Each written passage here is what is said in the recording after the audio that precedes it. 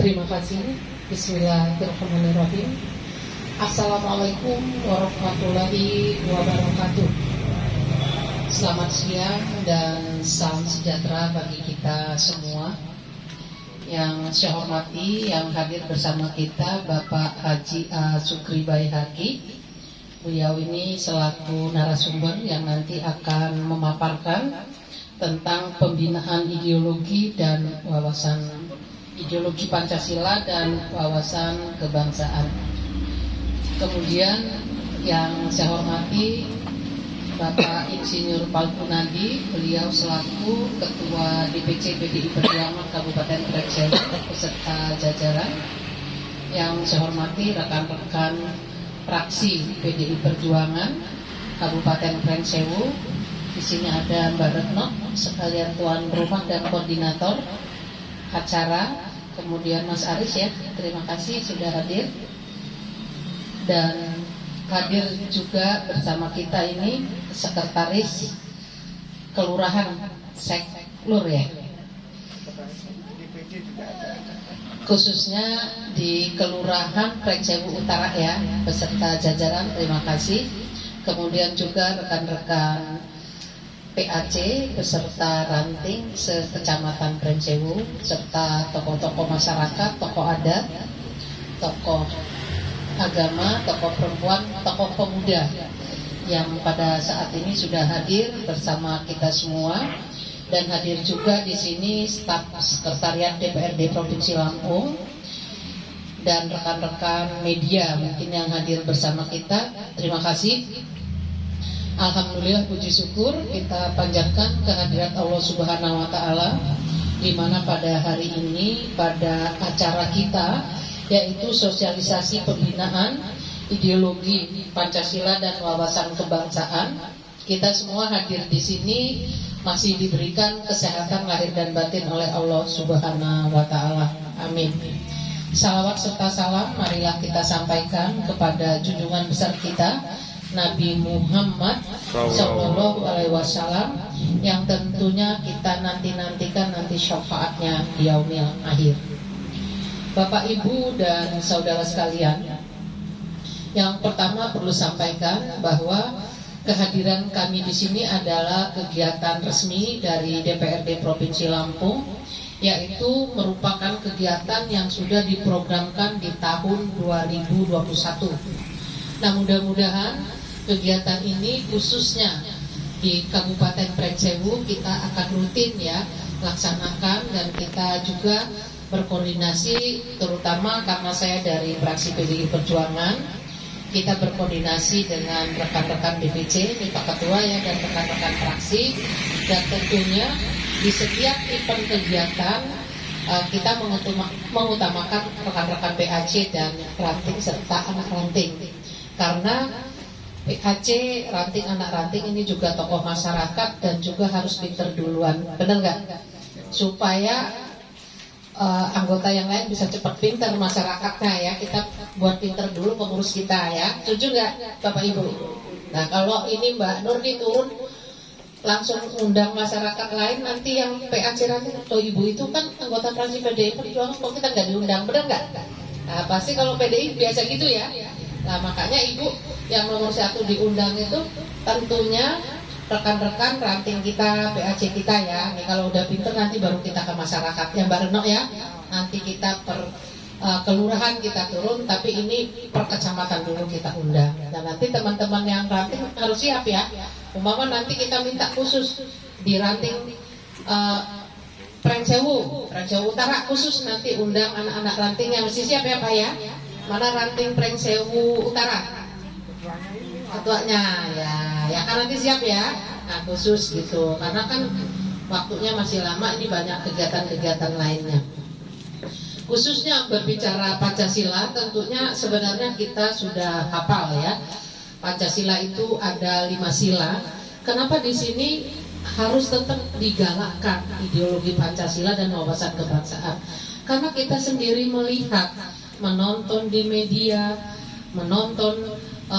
membaca di media elektronik, media cetak, itu banyak sekali hal-hal perilaku yang sering ditunjukkan adanya perbedaan pendapat, kemudian menimbulkan hal-hal yang sangat merugikan, baik merugikan lingkungan kita ya, masyarakat, bangsa dan juga negara, karena memang tidak mengamalkan ideologi Pancasila dan wawasan kebangsaan secara utuh, benar nggak? Nah, itu jadi keluar dari konteksnya. Oleh sebab itu kembali kita harus memaknai apa itu Pancasila. Nah, Pancasila itu kan ada 5 sila. Secara tegas itu yang pertama itu silanya ketuhanan yang Maha Esa. Nah, di sini dengan adanya ketuhanan yang Maha Esa, khususnya di masyarakat Indonesia ini kita adalah masyarakat yang beragama, punya ketuhanan, punya keyakinan ya. Walaupun keyakinan kita tuh agamanya ada agama yang berbeda, tapi itu diakui oleh negara. Nah, ini yang harus kita pahami. Ada agama Islam, ada Kristen, Katolik, Hindu, Buddha, ada kepercayaan juga, benar nggak? Nah, ini kita harus tahu semua, tetapi ini dilindungi. Jadi sila pertama menyatakan bahwa kita itu punya agama, punya keyakinan kepada ketuhanan yang Maha Esa, bukan ateis atau tidak punya agama. Kemudian yang kedua, kemanusiaan yang adil dan beradab. Artinya ada perikemanusiaan di hati kita, di diri kita, beradab, punya etika ya. Kita tuh tidak semau-maunya kalau berbuat. Ini artinya hal-hal yang seperti ini harus kita terapkan dalam kehidupan sehari-hari. Contoh, kalau tetangga seperti Bu Retno sebelah, umpama sekarang ada keluarganya meninggal lagi duka, kita nggak boleh hidup konflik itu besar-besar. Harus punya rasa ya.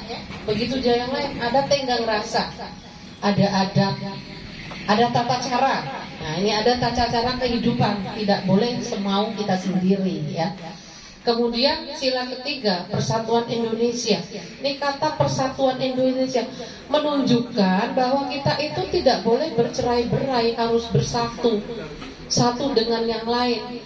Walaupun, nah kenapa harus ada persatuan Indonesia? Karena bangsa kita ini adalah bangsa yang majemuk, bermacam-macam suku bangsanya majemuk, terdiri dari ribuan pulau, bermacam agama, bermacam juga warna kulit, ada yang putih, ada yang sedang, ada yang hitam, benar nggak? Nah, kebagian yang hitam nih, jangan sampai dia hitam nggak boleh berkawan sama saya, benar nggak? Kemudian bermacam status sosial. Nah, itu status sosial beda-beda, nggak mungkin mau jadi presiden semua ya. Presiden kan cuma satu. Nggak mungkin mau jadi menteri semua, nggak mungkin mau jadi gubernur semua, nggak mungkin mau jadi bupati, mau jadi camat, lurah, RT, nggak mungkin ya. Kemudian nggak mungkin mau jadi dewan semua. Artinya status sosial yang berbeda, tapi kita tetap harus mempunyai satu kesatuan. Gak boleh karena perbedaan-perbedaan itu kemudian membuat klaster-klaster tersendiri. Tuh, gak boleh ya. Jadi persatuan Indonesia itu menunjukkan bahwa bangsa Indonesia memang harus bersatu. Kemudian yang keempat, kemanusiaan. Kerakyatan yang dipimpin oleh hikmat, kebijaksanaan dalam perumusan perwakilan. Nah, di sini menunjukkan seperti apa yang terjadi sekarang. Kita tuh harus tidak semua harus datang ya. Diwakili itu bisa. Nih seperti Dewan Provinsi ini sekarang ada berapa? 85. Yang duduk di Dewan Provinsi? 85. Ya, di provinsi. 85. Prensewu. Oh, kabupaten. Anggota DPRD Provinsi 35 ya seluruhnya. 40. Nah, yang DPRD kitanya berapa orang Mas Arif? 5. Nah, dari 40 berarti kita itu berapa persen? Dapat suaranya berapa persen kita? 20%. Nggak nyampe. 20% lebih ya. 25% ya. Hampir dapatnya. Artinya suara tertinggi. Nah, ini mewakili dari ibu bapak sekalian. Ini artinya perwakilan, ada wakilnya, nggak bisa datang semua. Nah, sekarang ini kegiatan kita sekecamatan Prensewu, tapi per kecamatan kita ambil per kelurahan kita ambil 2 orang, kan nggak bisa hadir semua. Nah, ini menjelmakan praktek-praktek dari sila-sila Pancasila. Jadi ada perwakilan. Kalau dulu digambarkan ada pemilihan presiden itu melalui perwakilan, ya. Kalau sekarang udah pemilihan langsung. Jadi dalam kehidupan sehari-hari itu sila-sila Pancasila ini harus kita jalankan ya. Kemudian yang kelima, keadilan sosial bagi seluruh Indonesia. Jadi adanya keadilan, adanya kesamaan pemerataan pembangunan. Nah, kenapa ini kalau di Kabupaten Prengsewu nih ada dana APBD-nya ini berapa sekarang APBD Prengsewu, Mas Aris? 1,2 triliun. Nah, ini harus dibagi di 9 kecamatan. Harus rata pembangunannya itu. Ini harus adil. Kemudian kecamatan juga harus rata di kelurahannya. Nah, bagaimana kalau tidak ada Pancasila? Ini bisa semau-maunya melaksanakan semua kehidupan baik pemerintahan maupun kehidupan sehari-hari. Jadi yang namanya Pancasila, ideologi Pancasila kita ini harus diterapkan dalam kehidupan sehari-hari. Nah, Pancasila ini kan Bung Karno yang menggali. Ya, Pancasila 1 Juni 1945. Bung Karno menemukan sila-sila Panca ini setelah dia keliling Nusantara. Baru dia bisa menyimpulkan. Artinya dia tidak sembarang merumuskan. Jadi rumusan Pancasila ini tidak boleh dirubah-rubah bagi orang yang punya kepentingan untuk merubah negara kita ini di luar ideologi Pancasila. Nah, ini perlu digalakkan. Jadi perlu disadari oleh Bapak, Ibu dan saudara sekalian bahwa ideologi Pancasila ini adalah harga mati ya. Sepakat ya? NKRI harga mati. Jadi kita datang ke sini, yaitu kita harus memahami bahwa ideologi Pancasila, wawasan kebangsaan itu harus kita pegang teguh ya. Kalau bicara kadang ada sosialisasi 4 pilar ya. Ada Undang-Undang Dasar 45, ada Pancasila, ada NKRI, ada Bhinneka Tunggal Ika. Nah, ini digalakkan sekaligus. Kalau sekarang kita fokus ke Pancasilanya. Ini mungkin yang dapat saya sampaikan pengantar daripada kegiatan pada hari ini. Nanti Pak Sukri akan menambahkan. Untuk materi itu tebel, nanti dibaca ya. Nah, makanya dikasih satu persatu. Nanti bisa dibaca nih kalau ibu-ibu nih habis kegiatan ya. Kalau yang kerja ya pagi kerja, mungkin malam ada waktu ya Bu ya, buka-buka. Mungkin kalau ibu-ibu yang di rumah habis masak bisa buka-buka.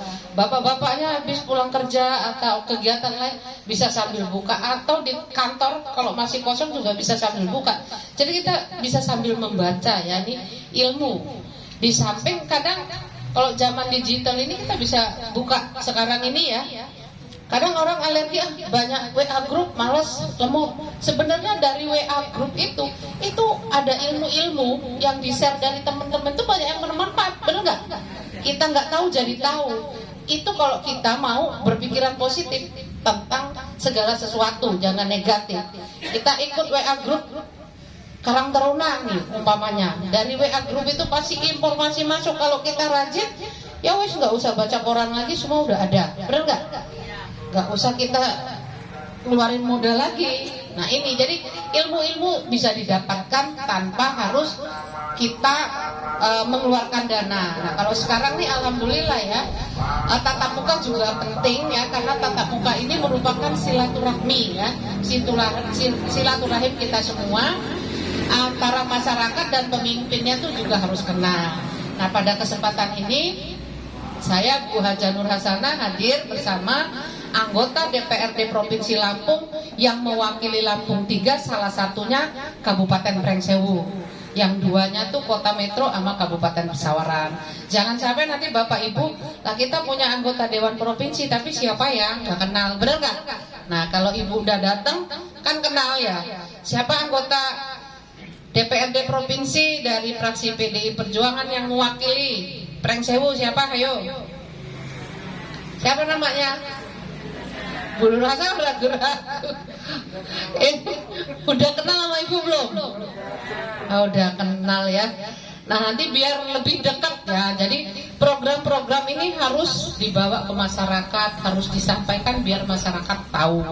Nah kalau kita ingat di zaman era pandemik sekarang, memang ada yang paranoid loh. Ada yang situasi sekarang nih COVID udah hampir 1 tahun, ada yang secara psikologis tuh takut banget, bener nggak? Wah ngeri ya, ngeri banget ada corona. Ya sebenarnya kita udah masuk kepada suatu era baru. Corona ya udah biarkan ada.